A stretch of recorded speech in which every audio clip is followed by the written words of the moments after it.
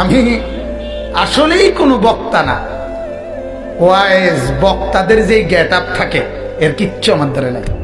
এর অনেক কিছু থাকে বক্তাদের, অনেক নিয়ম কানুন, হ্যাঁ, সিস্টেম থাকে, কাগজ থাকে, ফাইল থাকে, দাওয়াত দেওয়ার একটা নিয়ম থাকে, হ্যাঁ, আগে কত পরে কত, মাঝে দিয়ে কত, কি ফানি খায়, আসে কেমনে, কতক্ষণ ব্যাট খায়, কতক্ষণ আসে, কতক্ষণ সদর বদর, কথা বুঝছেন না?